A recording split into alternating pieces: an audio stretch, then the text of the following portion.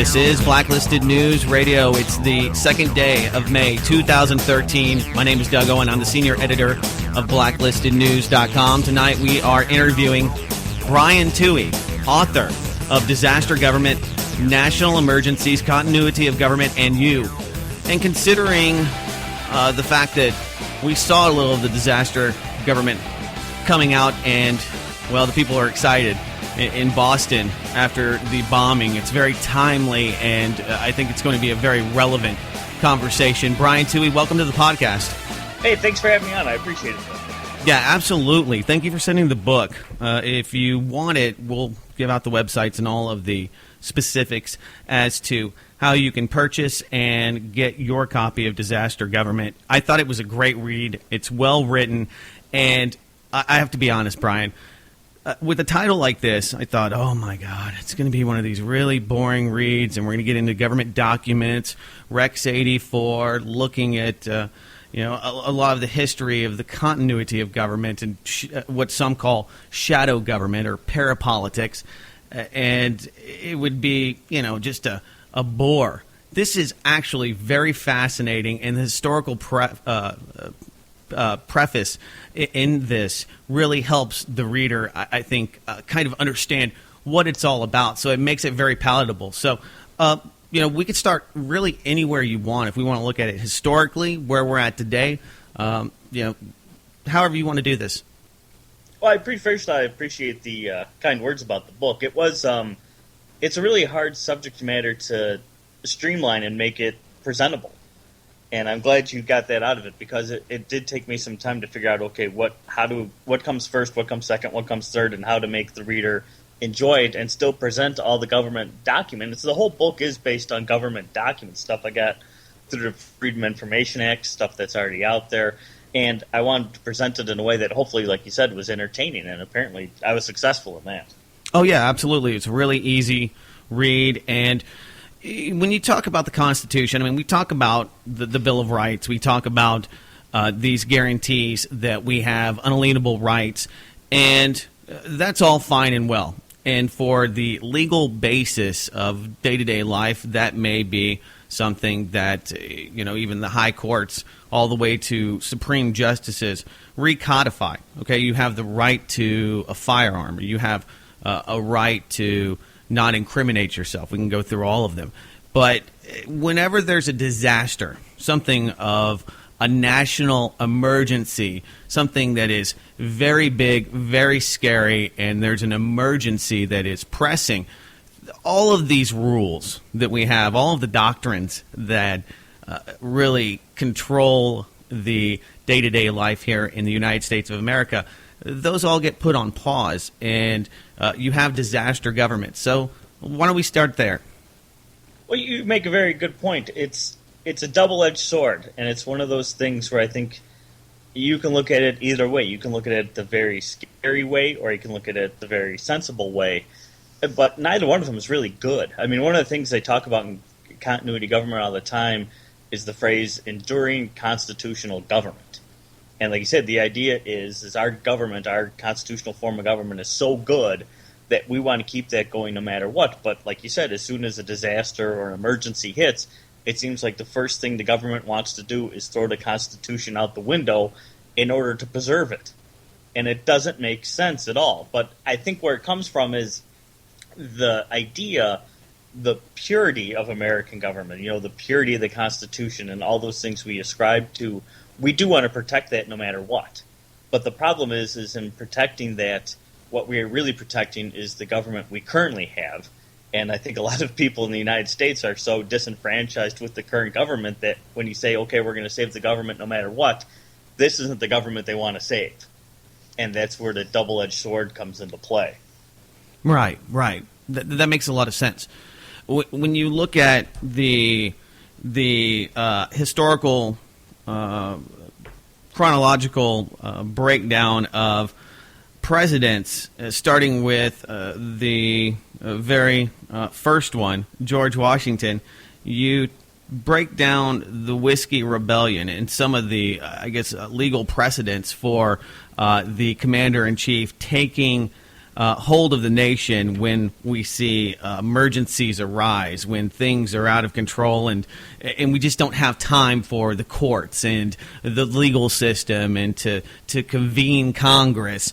So why don't we talk about that executive power? Because I think at this point, most people, including the downloaders of this podcast and listeners, would agree that what maybe the architects and framers initially envisioned is far, far from what that original vision is today. I mean, today we have shadow government, something that you talk about a lot in the book, and we have all of these different layers and bureaucracies that the American people have very little knowledge of, but they do this because they have the force of law or the power behind the throne, if you will. So why don't we just look at maybe the Whiskey Rebellion moving forward, some historical perspective on it?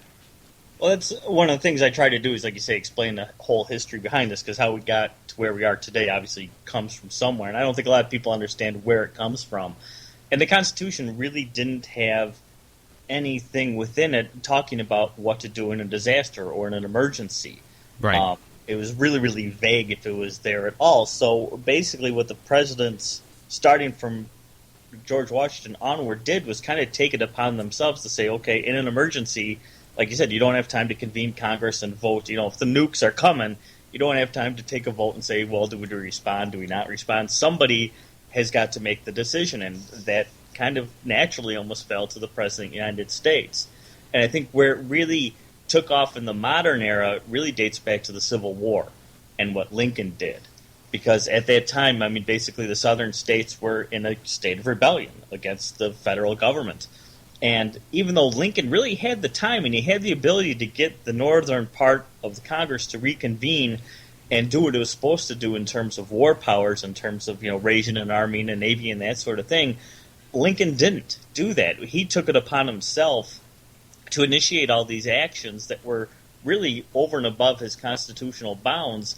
And Congress, once they did get back into session, realized what Lincoln had did, and they had two things they could do. They could either approve what he did, or they could basically destroy what he did. But if they destroyed what he did, it would destroy the Union Army.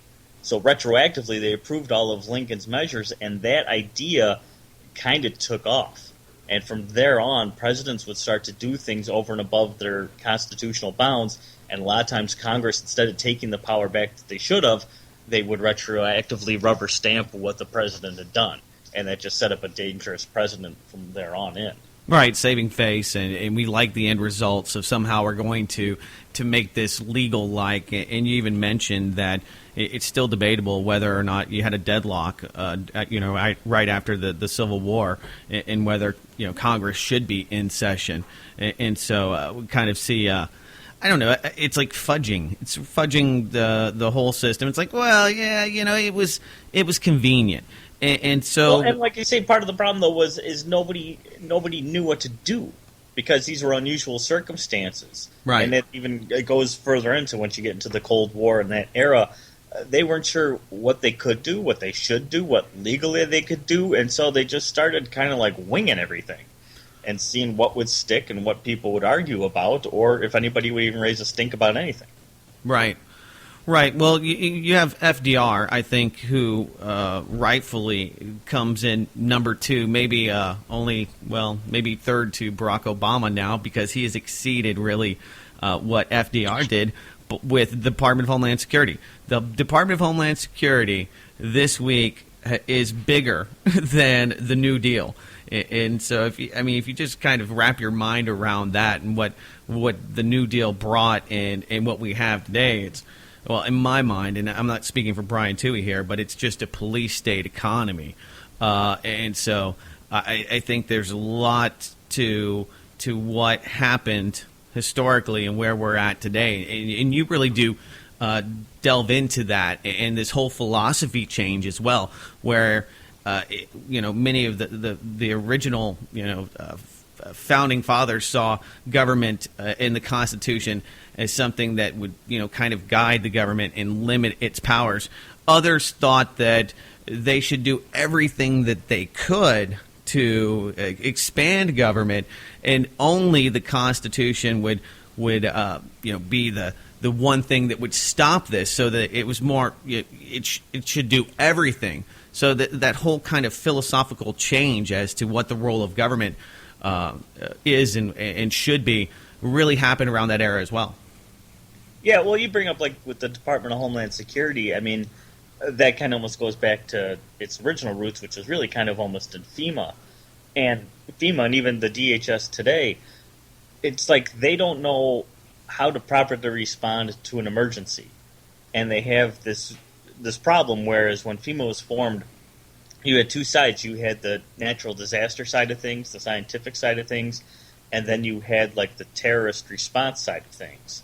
And that kind of all came out of the Cold War and came out of civil defense. And when they merged all those departments to create FEMA, which then got swallowed up by the DHS, that whole conflict of interests still sustains to today, where they don't know where all the funding for FEMA should go toward, the next hurricane or the next earthquake, or should it go toward the next terrorist attack or the next 9/11.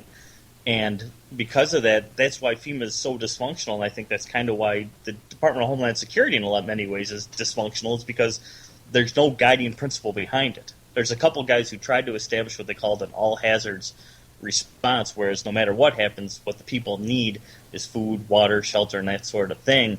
But there's always this constant fear of terrorism, and the federal government, for some reason, wants the ability to be the first responders to any terrorist type of activity. And the truth is, it's always going to be local police, fire, and rescue that are going to be the first ones on the scene. So why put all this money into the DHS and that sort of funding when they're not going to be the first ones there? And we saw that in Boston just recently. They weren't the first ones there. It was the cops who were already there on the scene that were the first responders.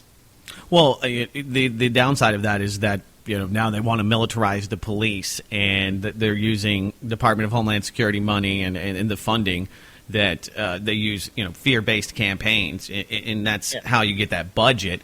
I mean, they pull on heartstrings. It's just politics, and so it's a lot easier to say, well, do you want to give money to help people, that are stricken by Superstorm Sandy? Not so much, but do we need to protect the homeland? People are all in on that. But the funny thing is when you look at it, even recently or historically, either way, the protecting the homeland, the protecting against terrorism thing, is look how many casualties we've had from actual terrorism. I mean, I think only 3 people, unfortunately, many were injured, and 3 people did die in the Boston bombing thing, but more people will die probably in these California wildfires that are going on right now at the same time.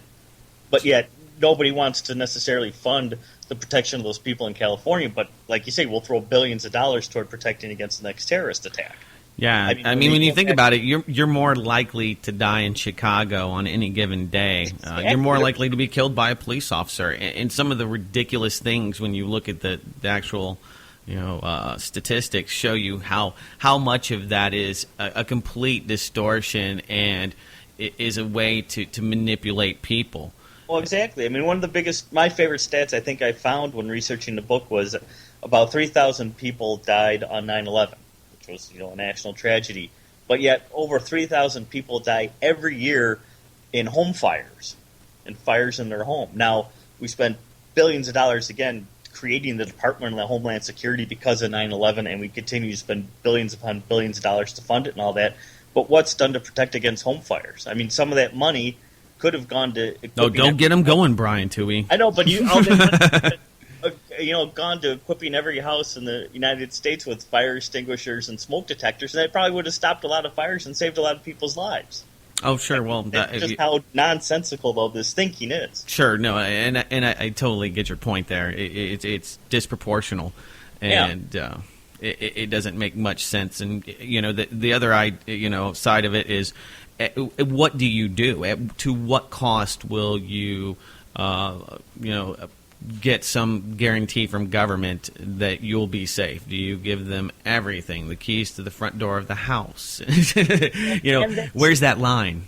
And like you say, the government, the funny thing is you bring out the government keeping you safe. Another thing that stands out to me in researching disaster government was the fact that the government tells you, the federal government will flat out tell you, in the case of a disaster or an emergency situation, they are not going to help anybody for at least 3 days. So everybody out there should have at least 3 days worth of like food, water, and that sort of thing, given a flood, a hurricane, or what have you, because the government's not coming to help. Right. And yet it does a horrible job of promoting that, of letting people know that, hey, in a disaster, we can't and we're not going to help you. And yet people don't expect very much.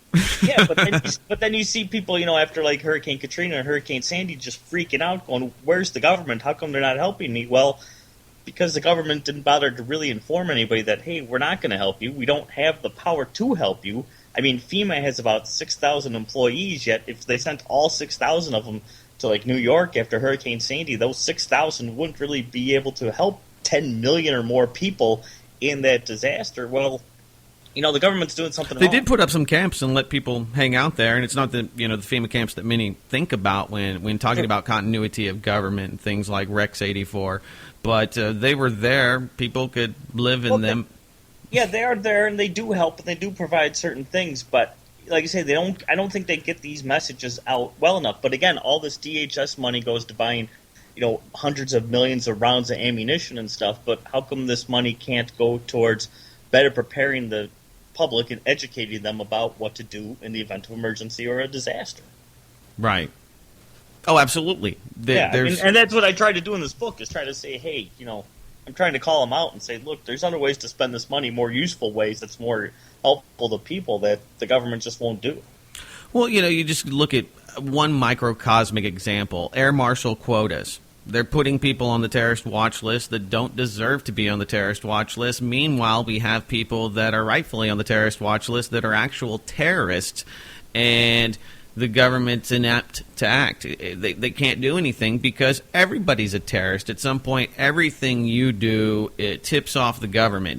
They want you to have 28 days of food, but if you have 30, you could be a potential terrorist. You may find yourself in some database. And so because it has these mandates to protect and to show that it's useful, because it has to provide that, these new departments, and I mean the Department of Homeland Security is a very new thing. It's becoming more ingrained into our culture, and it's becoming normal. I would like to see it in the TSA and some of the other manifestations after 9/11 to go away, because they are ineffectual, and I think you really point that out. And when we look at government, I think that there's a lot of distrust considering the record. And if you go back to World War II, the Japanese were rounded up along with other ne'er-do-wells and put into internment camps. So there are plenty of very real and very recent examples of the government just stripping citizens of their rights, rounding them up. You mentioned Hurricane Katrina. People did get help, but unfortunately they were. I mean, what do you want? I guess you can't expect much, but not to be poisoned by your FEMA trailer. But I mean, there's plenty of really, really scary examples of that ineptness and the and I'm trying to give them out here. I mean, just the incompetence of what we've seen during these national, at least the most recent ones to date. Because there's plenty of examples of really, really bad ones that happened before FEMA, before the federal government's response, and states and towns and people rebuilt just fine. Oh, well, again, a lot of this, I think the problem is a lot of it the federal government wants to take control of, when in fact it all should be localized. Because like I said, who's going to be the first one to respond to any sort of disaster or terrorist attack or what have you? It's always going to be the local people or the state. I mean, it's always compacted like that, yet for some reason the federal government feels the need to stick its nose in this business. But going back to what you said before about the internment camps, one of my favorite things I dug up for the book was the fact that going back to like the Cold War, the 1960s and 70s, I found these FBI files that I mean, they're legitimately talking about what you're talking about in terms of rounding up people, where the FBI had I think it was about 150,000 American citizens on their like watch list as known dissenters or problem makers or what have you, and in a nuclear war at the time or some other major national emergency, the FBI was mandated to round up about 15,000 people and arrest them like on the spot, no matter what they were doing, and haul them away and incarcerate them. And the funny thing is in these FBI files, the FBI doesn't really argue the fact whether or not it should do this. What they're having a problem with in these files is how to actually arrest 15,000 people in mass on the drop of a hat. That was their They've issue. had some nice test runs with Occupy. Well, yeah, but I mean, it's funny, that was their issue. The issue wasn't whether it was legal to do this, to arrest people for not doing anything just because they're on some sort of watch list. But their issue was actually being able to get all 15,000 all at once. They're like, we're not sure we have the manpower to do this, and where do we put them, and that sort of thing. But this was a true fact that the FBI had this many people on this list, that they were going to arrest them on the spot in a national emergency, and that list has grown. And like you say, I mean, that's what creates the no-fly list. Supposedly there's a database known as Main Corps that has maybe as many as 8 million people's names on this watch list. And like you said, all these people who are, disaster preppers, and these people who are in like the Michigan militia and some of these other semi-radical groups, and even just people who talk bad about the government, it seems like today, are going to be put on this list.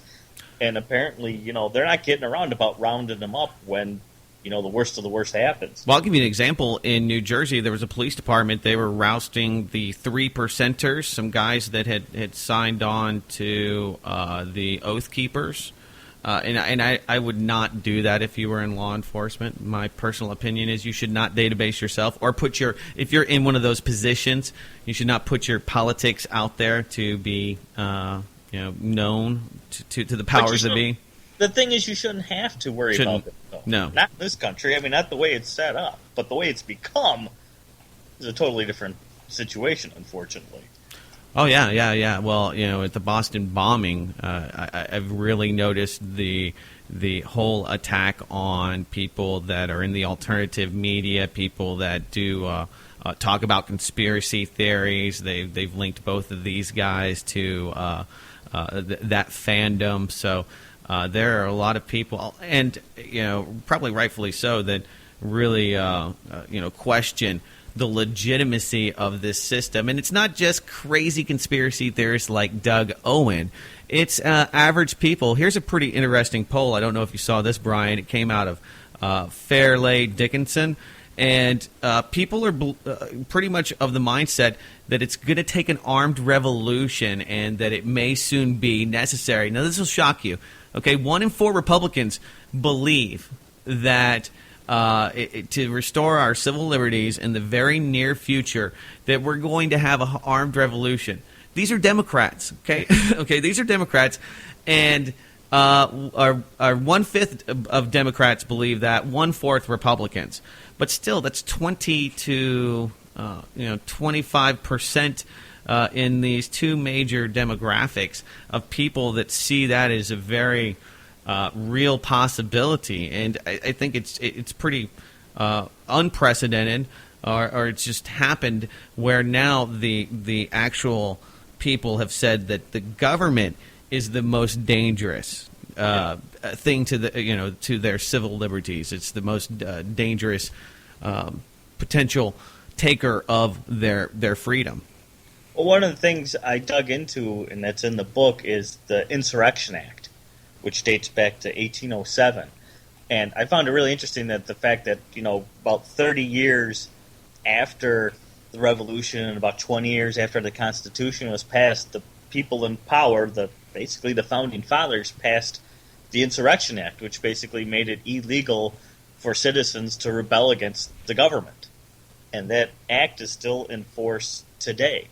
And it basically states, if some sort of insurrection or lawlessness, basically, is taking place somewhere, what the president and the federal government can do to basically send in the troops to quell this rebellion. And it's one of those things where, I've talked with some of my friends and we've brought up the fact that almost the same thing as that poll that, perhaps the only way to change things is to really go in and have an actual revolution. But yet, if that were to occur or even began to occur, the federal government has just a few steps they have to do to basically legalize martial law and to send in our own troops. And now that we have, I don't even know how many are stationed in U.S. Northcom right now. I've heard upwards of maybe even 20,000 troops. They can literally send in the military to quash the rebellion, because even if our government has become evil, or however you want to put it, not representative of the people, they still have the force of power. They still have the ability to send in the troops. Right. And it's kind of a scary time in a way when you think about it that way. Well, sure. 100 years ago, there were bombings in Boston. They were anarchists, and they were a real threat, a very real threat. And they were not killing innocent bystanders. They were going after politicians. And so, some things seem very cyclical in that regard. Even you go to the 1960s. And the radicalization then with the hippies and the youth movement. LBJ, yeah, he went after the during the Watts riots, and you get into that as well. Yeah, well, they set up really within the Pentagon, which is still in existence today, a 24-hour a day, 7-day a week, basically group to watch for potential riots, and again to be able to quell those riots and to declare martial law or basically enact Operation Garden Plot.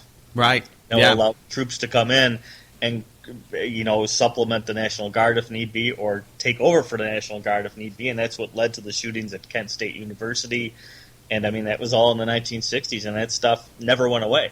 Right. It just kind of went underground because the riots and everything subsided. But when you saw with the Rodney King riots, when the police in L.A. got overwhelmed, when the National Guard got overwhelmed, President Bush at the time, he enacted basically parts of the Insurrection Act to allow government troops, military, to go into L.A. and establish peace. But the very nice thing was, when that did happen, and it was needed, within about 48 hours, the military presence ceased the riots and the military pulled out and everything was cool. So it's a kind of double-edged sword where, if I lived in L.A., I didn't, but if I lived in L.A. at the times, I might have not been too angry with the fact that the military was coming in and establishing a curfew and stopping these riots, because as soon as it was over, they went away. The problem is when you give the government that kind of control, when you give the president that kind of power to send in the troops, with all the laws that are around, is that president going to establish dictatorship with that kind of power, or is he going to do like Bush did and just do what's supposed to be done? Well, I mean, we've seen towns across the nation go into lockdown. We saw one in Boston. It wasn't the federal government that locked it down. It was the Boston PD, right, wrong, or indifferent, or maybe even being guided by their CIA liaison chief. Who knows, who made those calls. And I'm sure we're not going to get a lot of answers in all of the, hype of the story. But the fact is that you don't need the federal government. The federal government doesn't have to be there, because states and governors seem to have no problem locking it down and instituting curfews for weather disasters. There's plenty of them, including Superstorm Sandy most recently. I think that you can look at to say, okay, well, these things have been put forward. The constitutionality of them, people may question. Can the government just come to your block and start pulling people out of homes? Not usually, but if there's a bombing at an international sporting event, they will. Yeah, I mean, and one of the things like they did in Boston was they shut down all cell phone service, and a lot of people. I thought that was disputed, but I heard that. The interesting thing was, I actually just talked to someone from Connecticut who had literally like a month before lived in Boston and moved to Connecticut, his wife and himself. And he said even though they lived in Connecticut, their cell phone numbers were still Boston cell phone numbers. Him and his wife could not contact each other because the government had shut down that cell phone service. So even though they were in a different state, they couldn't call each other on their cell phones because of the area code being a Boston area code. Right.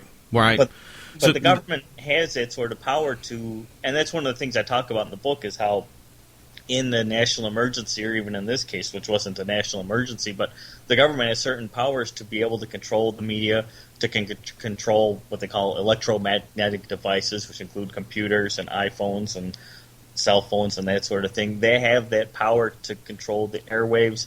They can shut things down if they want to. And a lot of people said, well, the government doesn't have that power. They couldn't shut everything down. Well, guess what? We saw in Boston, they could shut down the cell phones, and they did it. Sure. Oh, they've shut down Twitter during the revolutions in Tunisia, or the beginning of a Jasmine revolution, and it didn't work out because social media didn't guide all of the protesters. So, government's interfering with your communications. A great example is during those BART riots, the Bay Area Transit. What is it, BART, Rail and Transit Authority? Yeah. They shut down cell phone service to a lot of those protesters from Anonymous just a little over a year ago, and they brought that into question, and the legality and the ability for police to do that. But they could do it on a federal level, and now you have things like, I'm sure you're aware of, Trapwire and these fusion centers that pretty much link all of these police departments directly with the federal government, the Department of Homeland Security, FEMA, all of these multi-jurisdictional task forces and agencies have a lot of harmonization. You were talking about the predictive aspect to it. IBM has a computer called the Blue Crush, and the Blue Crush actually does all of that predictive analysis and modeling for police departments throughout the nation. So it's kind of surreal because you understand it, and I think people do understand that government does have that power, but there's still a lot of hesitance to kind of accept that we kind of are powerless in that regard. Yeah. I mean, what they kind of learned back in this, again, going back to the 1960s, was that if they couldn't use the military as a police force, a way around the whole Posse Comitatus Act, which basically is what prevents that, the military can assist and inform and work with and train police forces. And like you said, as we've seen, especially in Boston, I mean, it didn't look like the FBI and the Boston PD driving around the town when they showed the news. It looked like the military. Well, because the military can train them, the military can provide them with, certain information. And everybody gets a tank. I mean, even small town, America gets a tank or two. Well, and that's the thing is, I mean, it's made it kind of frightening, where it may not actually be the military, but geez, it sure as heck looks like the military. And, like you say, it's not. It's a local thing. But everybody now has that power, and it's hard not to be kind of freaked out by it all. And think about all the private security for the Fortune 500s and other politicos. It was well known, and even Ron Paul kind of brought attention to the fact that Blackwater protects the presidential candidates. So at a lot of these, and not that it was part of his entourage, but at these debates, it was Blackwater, private security, that, they're just no-name organizations and agencies working under, we really don't know. I mean, even the secretive portions of the Patriot Act are so secretive that Congress and the Senate has no idea how they're even interpreting this secretive text. So the legal basis, and this is beyond convoluted and just, if it's not shadow government, it's just shadow puppet theater. Exactly. Well, that is one of the things for continuity of government programs. I mean, the continuity of government programs I talk about in the book, a lot of them are how the government is going to save itself in a disaster or a nuclear war, that sort of thing. And during the Bush administration, George W. Bush, they passed this new, or he put out a new, I forget what it is called, one of those executive order type things, but it wasn't really executive order. It's an executive action. That's the new term but it wasn't using. even that. It was like a national security something or other. But anyway, it's in the book. Anyway, NSPD 51. There's a whole section of it that was secret. And Right. one of the senators, I think it was Senator DeFazio, said, well, the problem is he goes, I'm on the Department of Homeland Security Oversight Committee, and this is a Department of Homeland Security directive, and it's about continuity of government, which is supposed to protect myself as a senator. He goes, but no one will allow me to read it. It's top secret. Over and above my clearance as a senator, as an oversight member for the Department of Homeland Security. That's how secretive this thing is. So what's continuity government doing? Who's it protecting? He goes, if he couldn't read it as a senator, who could read it? And who was it meant for then? Well, and it's very interesting because that expands to all of these private corporations and the financial institutions that provide security.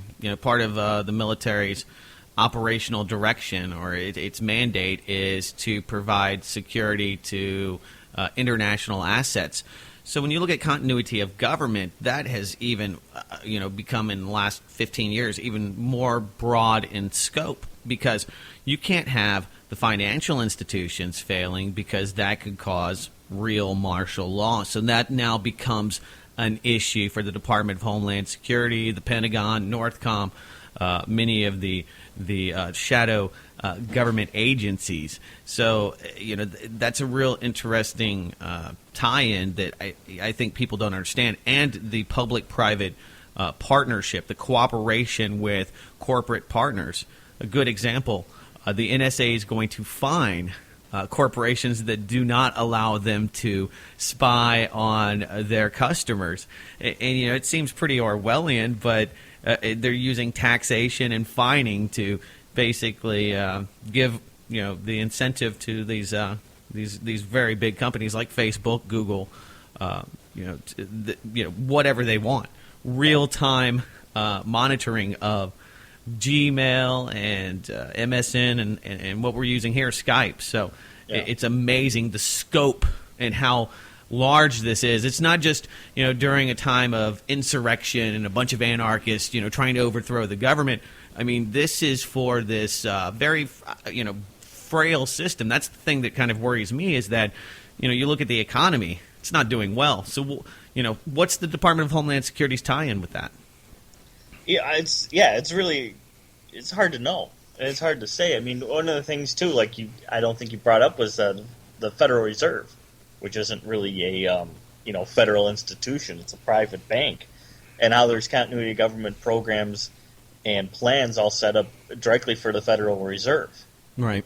Which is kind of interesting, because if the government doesn't control the Federal Reserve, well, how can they make plans to save the Federal Reserve? And how do they, how is that all intertwined within each other? I mean, the Federal Reserve at one point in time had literally billions of dollars in $2 bills stashed away in a cave, where if the economy fell apart after a nuclear war or something, these $2 bills were going to basically disperse across the United States, so we had currency to work with. But it's hard to say who's in charge of what in terms of these continuity government things. If it really all goes bad, if the economy really drops down, what's going to happen? Because even right now, that's one of the things we didn't actually bring up, is right now the federal government is operating under 25 separate national emergencies, and I bet a lot of people listening to this would be hard-pressed to name even one of them, because they're not related to the economy. They're not related to anything that's really happening within the United States. Yet, because we're under all these national emergencies, it really gives Obama at this time powers over and above his constitutional bounds.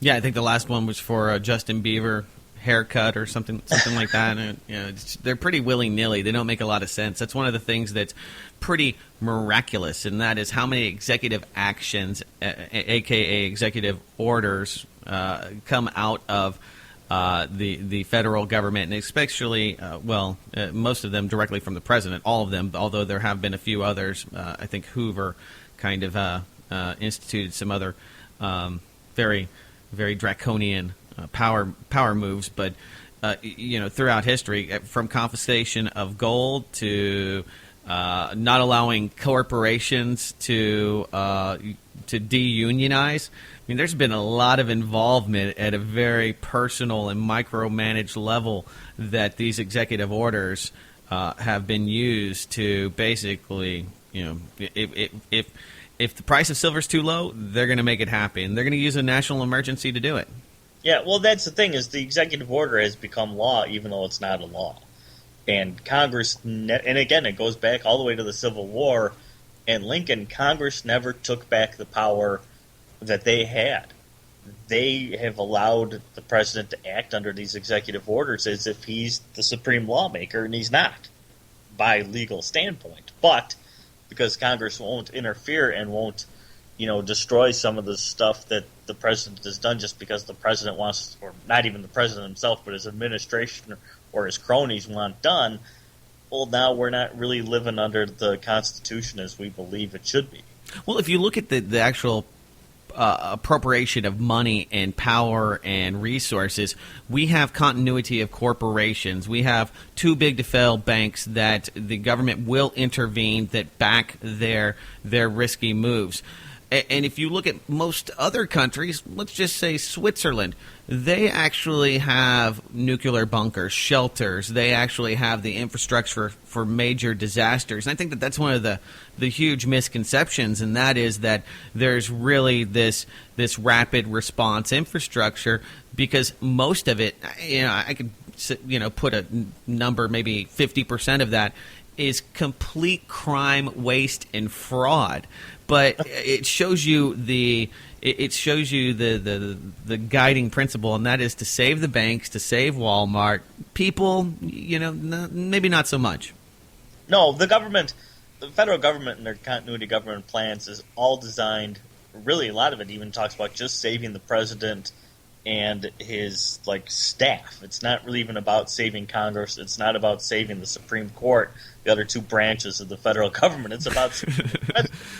And it's bizarre because, they've built, like you said, here in the United States, we have massive underground bunkers that are basically been called underground cities. One in Raven Rock and one is known as Mount Weather.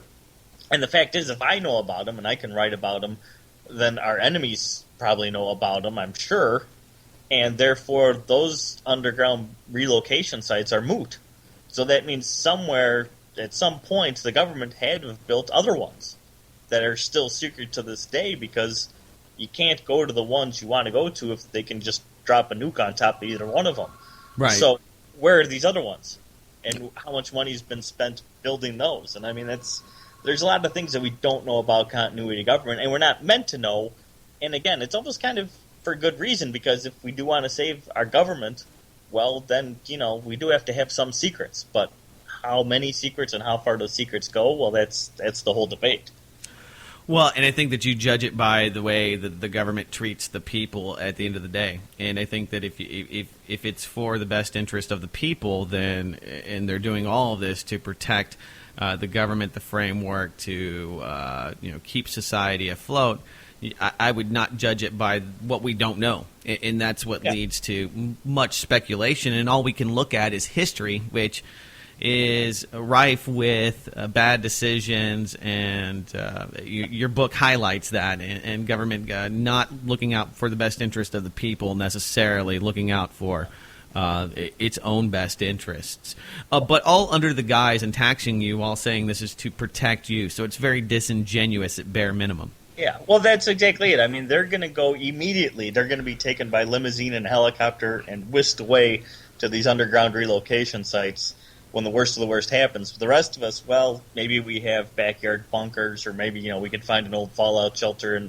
underneath some old, Manhattan skyscraper or something if it's the rain, the bombs are really dropping. But yeah, exactly. They're going to be protected instantaneously and available for, 6 months to a year worth of supplies down in their little bunkers while we have to fend for ourselves.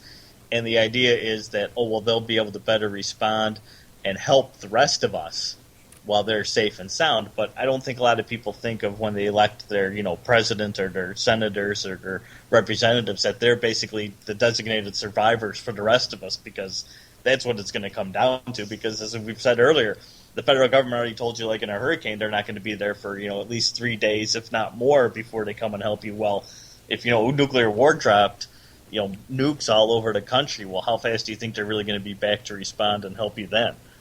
Right. Yeah. Probably, yeah, Probably never. Probably never. I mean, here's a good example. By classifying Superstorm Sandy as a superstorm and not a hurricane, millions of people are getting screwed by the insurance companies because they're not covered for superstorms. Yeah, there's no such thing as a superstorm. So the government could really save a lot of people and really help a lot of people on the East Coast by just reclassifying that as to what it should be, and that is a hurricane. Yeah, So. I mean that's the way it works. That's sad. That's why people, I think, want to revolt against the federal That's government. why these Democrats are even thinking about overthrowing the government and grabbing some guns. I mean, I guess that's kind of a sign of the times that the zeitgeist has changed, and this is a great segue into my next question, and that is, 5, 6, 7, 8 years ago, when I would talk about these things, and we would talk about things like Rex 84, you were a crazy conspiracy theorist, and you were just somebody that hates the government. You were distrustful. And I was just somebody that had a lot of questions and saw a lot of secret actions and secret government, and the fact that the Pentagon lost over $2 trillion, and it was announced right before September 11, 2001, and you wonder where all that funding for those bunkers came from. Who knows? I mean, these shadow budgets and these top secret appropriations of cash to the military-industrial complex. Who knows what they're building? But it seems to me that there is a lot of awareness. Sarah Palin now putting herself on the record asking about bullet purchases. There's a lot of distrust between people, and it seems to be getting more popular, especially with shows like Doomsday Preppers and things that still kind of shock me that they're on television. Well, me too, in a way. I mean, like with my book, though, it's everything I put in the book is none of it's conspiracy theory, right?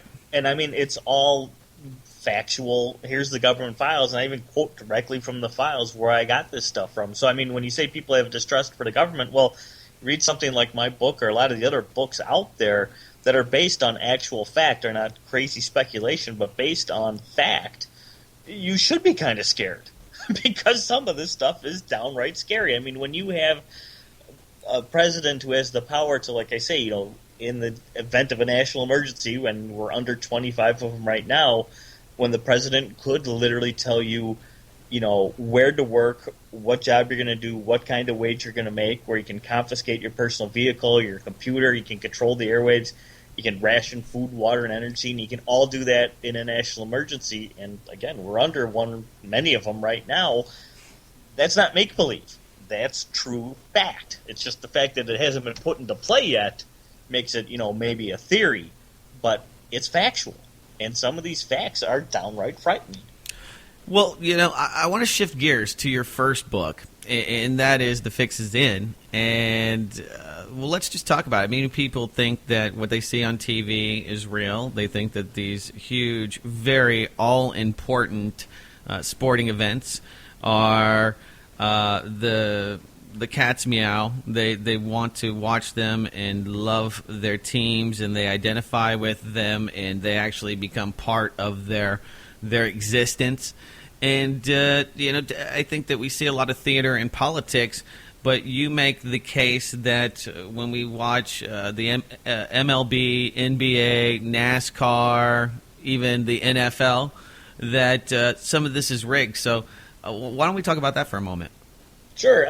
My basic idea behind The Fix Is In was the fact that there's corruption in professional sports. I mean, we see it in politics, we see it in religion, we see it in big business. We see corruption everywhere, and yet a lot of people think professional sports, for some reason, are pure.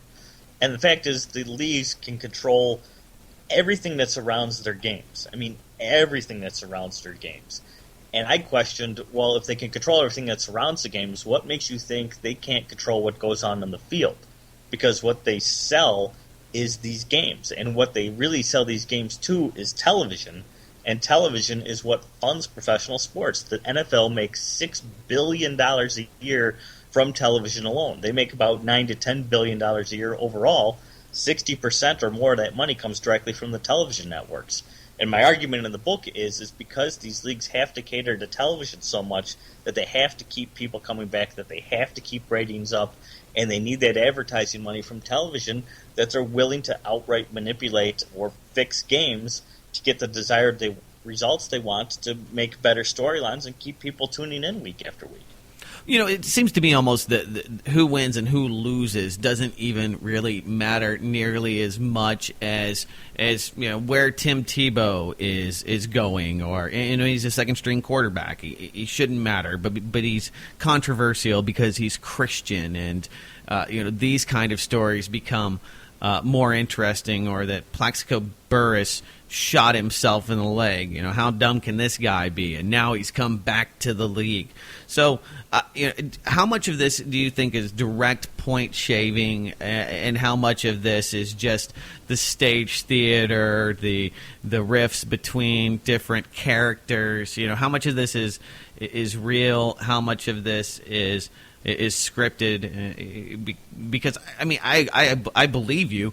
There was a huge bet on the power going out at the Super Bowl, and a few people made millions of dollars on that. And so you really have to question, why would anybody make that bet ever? Yeah, exactly. Well, I don't think every game is rigged. I don't think it's complete professional wrestling, at least not yet. Mm-hmm. But I think what happens is when the league sees like a Tim Tebow, and they see the kind of influence he can have, that maybe they're willing to manipulate a game here or there to make sure Tim Tebow stays in the limelight, or Tim Tebow gets into the playoffs, because that's a great story. It makes ESPN talk about him, makes Sports Illustrated talk about him, and it gets people watching the games. And I think they did that with Michael Jordan in the NBA. I think they do it now even with LeBron James. And I think what these leagues do, I think the scary thing is the fact that it's legal. It's perfectly legal for an NBA or for an NFL to fix their own games. There's no law preventing them from doing so. And so if there's no law preventing them from doing so... Now, I thought that it was some kind of international law, and that's why our Congress critters have to, go after major league players for steroid use, and why they're investigating. So aren't they... isn't there something legally binding them? And I'm sure it's some institution that's making money off of this, and some kind of element of fraud. But if not, they're wasting a lot of time. There's no law preventing the league from fixing its own games. No. Really? The two closest are the quiz show law that passed in the 1950s when the TV networks were fixing the game shows. But that law specifically states intellectual contests, not physical contests. Oh. And the other law is the Sports Bribery Act of 1964, but that was mainly designed for organized crime and gambling. And It's basically illegal for you to bribe someone to fix a game, basically, to bribe a player not to do their best. Well, if you take like the NBA, for example, and the NBA told its referees how they want them to do their job, basically an employer telling an employee how to do a job, well, that's not illegal. So if the NBA tells the referees, hey, make sure LeBron James has a good night, call really tight fouls against him so they can't play good defense against the guy, that sort of thing, that's perfectly legal. And they can do that, and just something like that's enough to manipulate a game and tip the scales in one team's favor and, get the desired outcome the league wants. Do you think the NBA is the worst for this? That's what I've heard, because it's really easy for refs, and they have been often caught doing this, because it's so subjective, and there's so many games that, a game here or there isn't that big of a deal, whereas, you only have 16 or so NFL games per year? I think it's prevalent in every league. I think even Major League Baseball, where you think, well, how can an umpire influence a game? Well, the calling of balls and strikes. Right. You put a borderline pitch. If you want to put pressure on the hitter, you call it a strike. You want to put pressure on the pitcher, you call it a ball. And you do that enough through the course of a game, it can actually tip the scales. Now, it can't stop a ball from flying out of the park, or a guy from swinging and missing, but it can push a game in a certain direction, and you can do it in the NFL. They say in the NFL, holding can be called on every play. Right. Well, if it can be called on every play, how come it's not called on every play? And if it's not called on, 15 plays, why is it called on the 16th play? Why does one team get away with it and one team get called for it? There's everything in the officiating that can really control games in every sport if they want to do it. And again, if it's illegal for the league to do so, to tell its employees how they want their job done, well, if the league wants a particular result because they think the network demands it, or maybe the network does just flat out outright demand a certain result because they need something to promote, who's stopping them from doing it? Not sports media, because sports media is terrible. They do zero investigative reporting on anything that goes on within these leagues. Well, there's no incentive. They're self-regulating. Well, and they fund it. I mean, you look, there's basically 5 networks that cover professional sports. You know, there's ESPN, there's NBC, there's CBS, there's Disney, and there's Turner. And they fund professional sports. They're the only ones who control outlets for, you know, the sports centers of the world and for the, you know, Sports Illustrated magazines and that sort of thing. So if the same companies that are funding these sports are the ones who are covering it, like you said, it's incestual. There's no reason to go after any corruption because it's just going to hurt themselves. Well, you see that bleed over. I mean, you look at somebody like Rudy Giuliani, who is criticized for getting, you know, multi-$1,000 seats. I don't know, something phenomenal to be at every one of those New York Yankees games, right there behind the you know, catcher. I mean, just right there. I mean, on camera for this, and he was given a bunch of gold rings as well. And so you just see that incestuous corruption between not just, you know, the sporting agencies, but that does bleed over into government because people want some kind of regulation, and even though there may be no laws, it seems that people want these records. I hear that a lot. You know, well, what about the records? Look at baseball. What about these records? And you know, and do we put the exclamation point by these? And you know, people have more concern about whether these guys are on steroids or if these numbers are manipulated than they actually do about things like, I don't know, what your government may do in a disaster, which I think is much more important, but there's a lot of takeaways, and it kind of, you know, I think it highlights motive. Oh, exactly. I agree with you. I mean, you look at baseball, go back to the steroid thing. They knew for 10 years, a good 10 years, that steroids were in baseball. And they knew when Sammy Sosa and Mark McGwire were hitting all those home runs that these guys were doing something wrong. Oh, yeah. I mean, Mark McGwire was probably the most egregious. The guy was tiny. I actually have his rookie card. Yeah. A tiny guy. Yeah. And he just turned into this monster with this, you know, egghead. But then what happened, they didn't care. The Baseball Writers of America didn't care, the guys who vote for the Hall of Fame. And then Barry Bonds came along. And Barry Bonds was such a jackass about it, that he was so in your face about breaking these records that everybody turned. The fans turned, and then the baseball writers finally turned, and then all of a sudden steroids were the #1 crime in baseball, and we have to do something about them, blah, blah, blah. But in the meantime, Major League Baseball made millions upon millions of dollars because they let steroids go. And the only reason they tried to stop steroids is because the fans turned because of Barry Bonds. And that's the way these leagues are. I mean, you look at concussions in the NFL. The NFL could care less about player safety. They really don't care about these guys bashing their heads in until they got sued by the former players over all the head injuries that they sustained over the years. Now, all of a sudden, player safety is the #1 concern. Right. But that's the way these leagues go. They really are all about making the money. They're either completely mismanaged, which I don't believe they are because they're multi-billion-dollar businesses, or they have a really firm grip on what's going on, and they control the message because they control. Did you see those Dallas Cowboy draft picks? I mean, come on! I don't know how that's America's team. I mean, I hate to throw juvenile, sports analysis in there, but geez, how can this guy even still be running anything? I don't know. You know, it's strange. Professional sports are a weird thing. I mean, one of the things I'm investigating now is actually ownership, who owns these teams and where they came from and how they managed to get into these leagues. And it's amazing how much connection there really is between sports and politics. Well, you look at Barack Obama, you know, not to just throw stones at him or, you know, cast him as different than other presidents before him, but he really does have this reality TV presidency going, and that's what I said right when he was elected. This is going to be the first reality TV president. He's got, friends like Sarah Jessica Parker. He's got Jay-Z and all of these people that are in the Hollywood elite backing him and behind him, and that really gave him that power. I mean, there's political action committees and commercials and millions of dollars, but that platform and having George Clooney and Matt Damon on his side has really, I think the frost is off the pumpkin now, but it worked really well 2 times.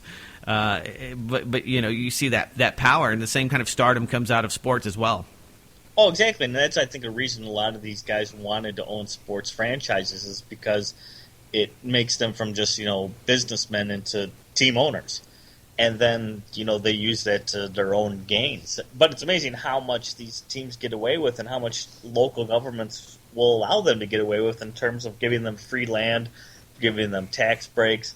I mean, look at the city of Miami and what they're going through with the Marlins. I mean, the Miami Marlins screwed the city of Miami out of literally hundreds of millions of dollars to build them a new stadium. And all the city of Miami is getting back is supposedly Miami Marlin baseball, but the problem is the Marlins dumped their entire roster basically as a money-saving move, and so no one goes to this brand-new multi-million-dollar stadium they built. And it doesn't matter because the Miami Marlins are still making money because they still get TV revenues, they still get radio revenues, they still make money despite putting out a horrible product and despite the fact that they screwed the city of Miami. Yeah. Yeah. And it's not isolated incidents. I mean, you could go to many other teams and get the same story. I mean, but yet people think they need professional sports. Cities think they need professional sports teams in their cities to be a, quote, major league city, unquote. I mean, it's ridiculous. I live in Austin, Texas. We now have Formula One racing, and so we get all of the Euro trash coming in, and it's a big festival. People are excited about it, and it brings millions of dollars in. But the taxpayer burden and the long term consequences if this thing doesn't pan out, as much as to use the retirement pension system here in Texas for state employees to invest in this thing. So there's a lot of there's a lot of money and cross between, especially with state institutions in collegiate sports, which it's right there. I mean, they're even talking about salaries for those kids as well. Well, and that's what I think, in a way, college kids should be paid. I mean, that's why you can fix a college basketball or college football game, because they don't get paid. I mean, they're not dumb. I mean, they look around and see a stadium filled with 100,000 people, and they know somebody's making money, and it's not them. So if they know the NBA or the NFL isn't in their future, and some guy comes along and says, "Hey, look, maybe I give you $10,000 and you don't do so good tonight," it's a pretty tempting offer. But going back a second, I just want to say that I think with the connection between sports and politics today is I find a lot of similarities between that and the way the Romans used the gladiator contest, to really throw people off, to keep them entertained and keep them distracted while the government goes to hell in a handbasket at the same time.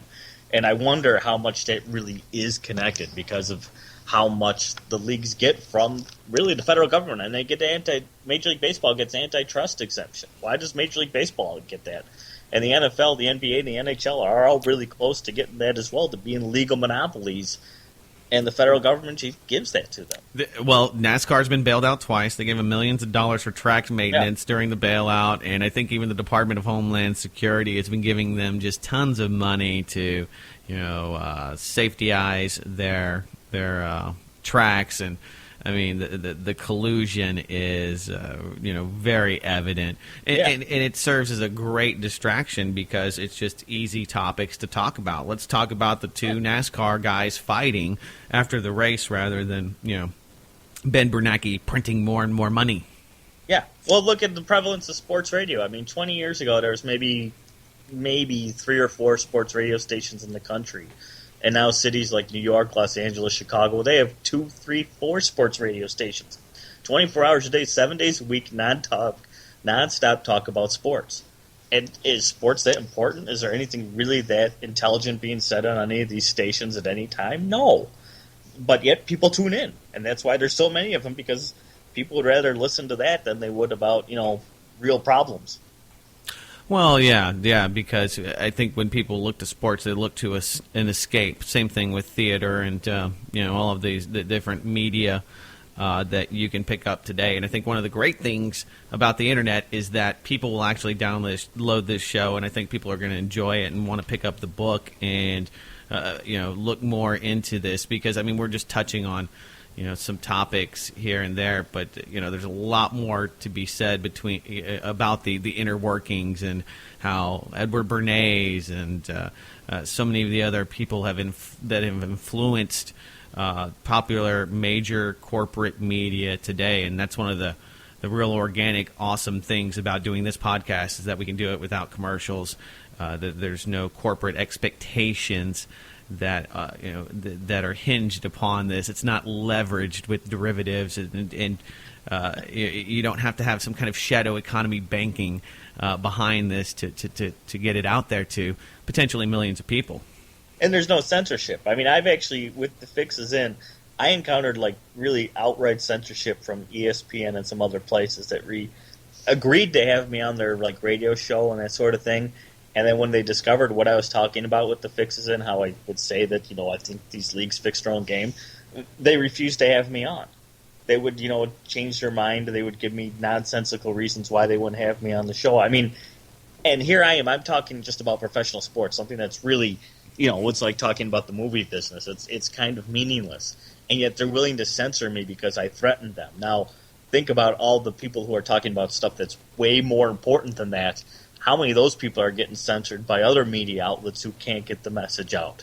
I mean, I found that really kind of frightening that, ESPN would literally censor me because of what I'm saying. They wouldn't even have me on to debate me, to ridicule me.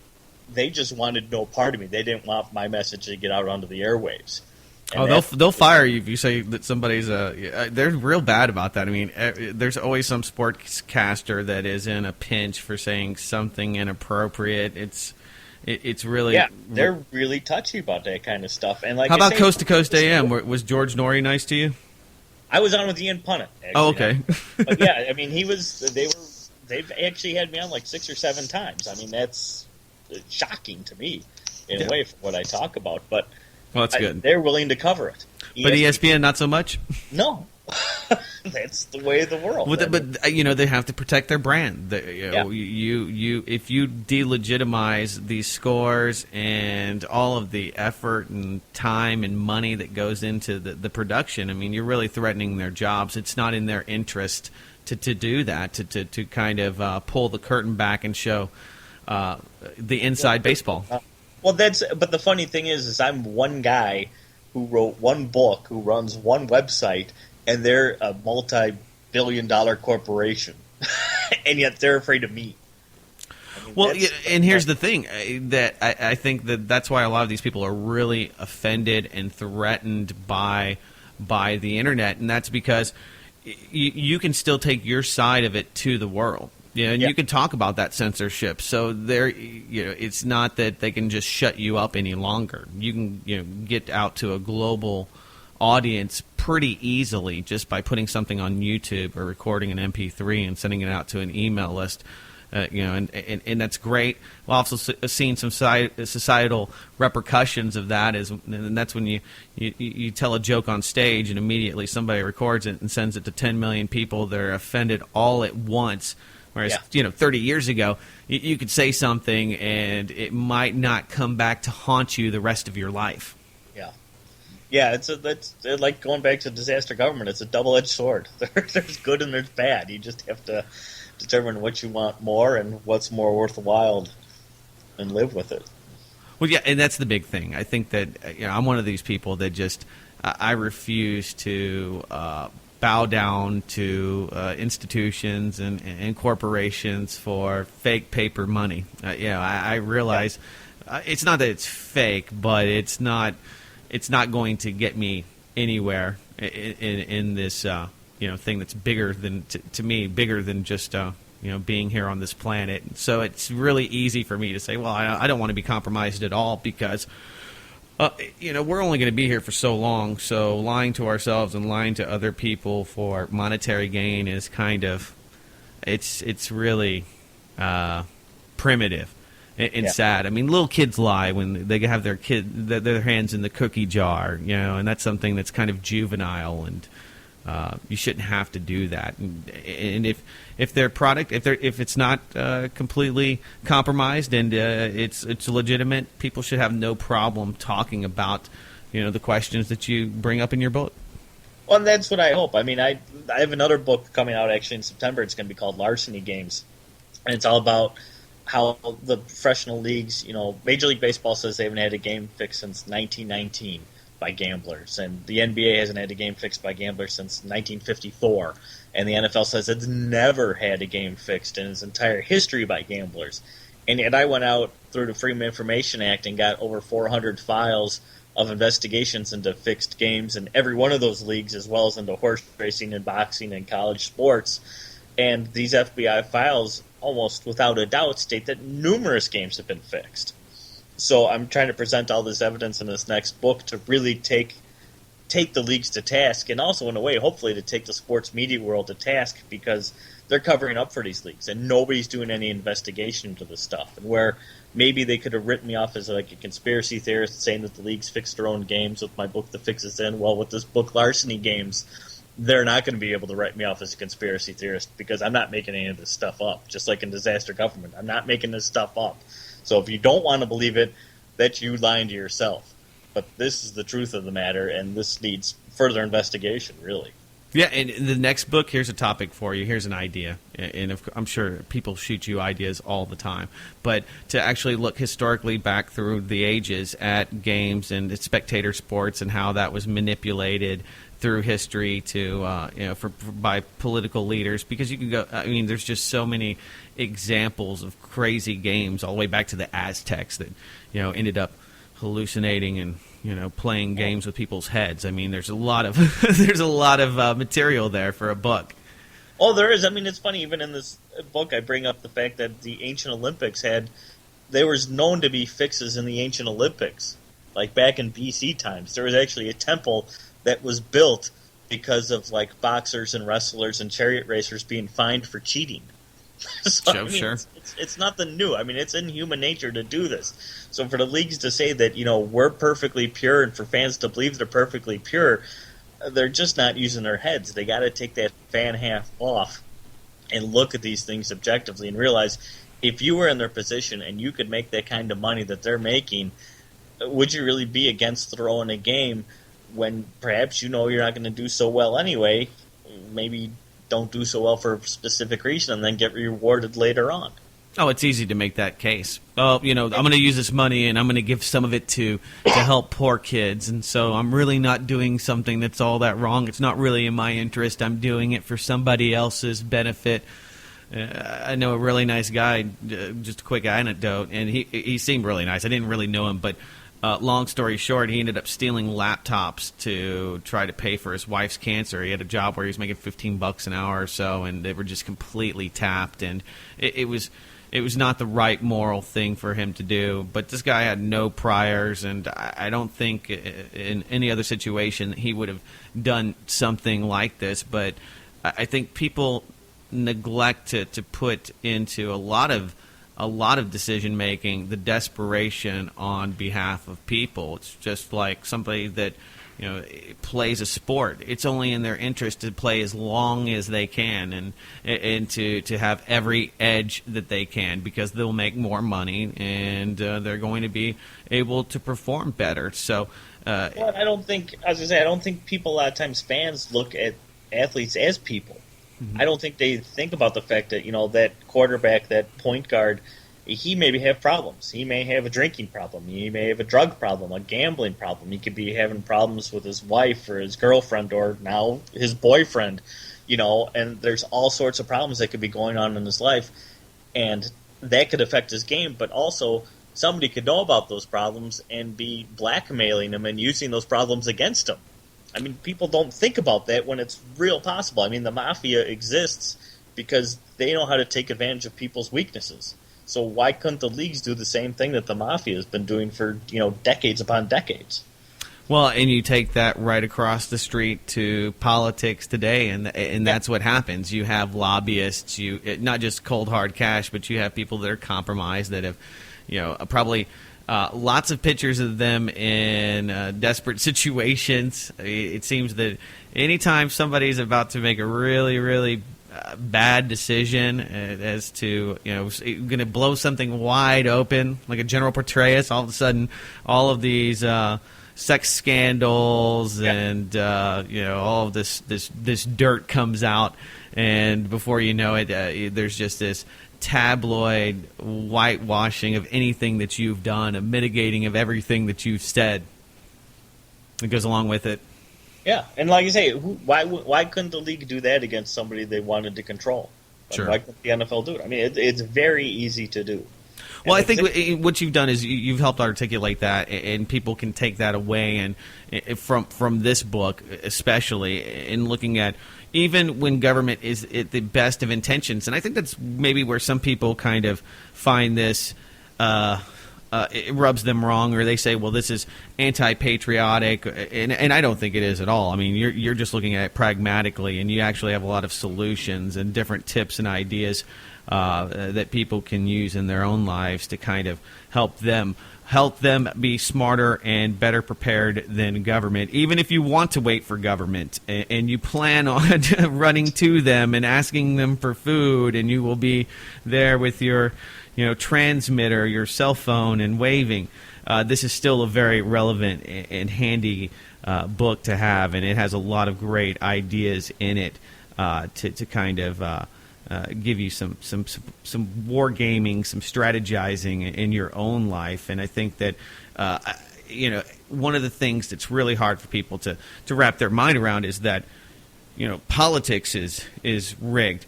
But those same people that are huge sports fans, the same kind of people that really do respond well to very juvenile propaganda that comes out of the federal government through the mainstream media and other people that just on a common sense level you would know are selling you something and don't necessarily have your best interest at heart, but yet people define themselves by it. So it's really it's a hard nut to crack. Yeah, it is. You're right. But I thank you for the praise. It's very kind what you said about the book. And like I say, that's what I hope that people get out of what I do. I mean, both the Fixes In and Disaster Government, is that I'm trying to provide a clear picture of both of these stories of professional sports and of continuity government, and what those programs mean, and what a national disaster is, and how to look out for yourself, and to question. Is really the big thing, is to question what's being just spoon-fed to you. I mean, because it's not all good for you. It's not all bad, but it's not all good either. Yeah, and I think that you give people a good compass as to what that is here. And I definitely want to do this again. We can talk about other things besides your books, but when your next one comes out here, I definitely want to have you back on the podcast so we can continue the discussion. But I'd love to have you on to just talk about developments. And there's just so many things that are happening on the federal level, with regard to the disaster government or shadow government, and national emergencies, as you've noted, are always present, and there's always more of them. So there's always plenty of topics to talk about. But throw out the website that you have, and tell people how they can get the book, and any contact info that would be handy for them. Sure. Both books are available at Amazon, Barnes & Noble, hopefully wherever good books are sold. Disaster Government's only available as an ebook on Kindle, but The Fixes In is available on any ebook format that's out there. And then websites I have is disastergovernment.com, which describes more about the book as well, and then thefixesin.net, which there's a lot more articles on thefixesin.net about stuff that didn't make the final book. And then email addresses are available on both websites for people who want to contact me. And I'm always willing to talk to people through email and that sort of thing. So I'm wide open if they have questions or comments or anything like that. Brian Tuohy, it's been fun, man. Yeah, this is Thanks a really... I appreciate it. Yeah, absolutely. We'll do it again in the very near future. And with that being said, that is our broadcast. Thank you so much for tuning in tonight and or downloading the podcast. You can follow me on Twitter at Blacklisted News. Of course, You can get this via our YouTube channel, on Spreaker Radio, Stitcher, iTunes, all of the usual suspects, and of course, blacklistedradio.com. Till next time, take care.